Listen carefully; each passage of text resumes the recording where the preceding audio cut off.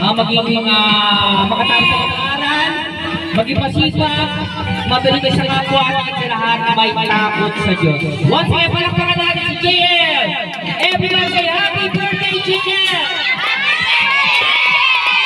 Okay, this time, iigil tayo na po kayo pero mga kids natin, stay put na kayo dyan, stay where you are, dahil dadalang po kayo ng po talaga, bubak po, okay?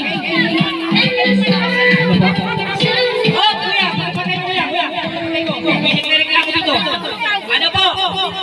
Sabi po ni ate, para po daw hindi magkagulo yung mga pagkain, ipapakagulo na lang. Di ba sa GC? Ay, sabi po ni ate, ready na po kuya. Ready na po yung buffet natin. Pakihanda nyo lang po yung milk stamp na pinamigay namin. Kapag wala pong milk stamp, hindi po makakakain. Ano po? Wala kayong milk stamp?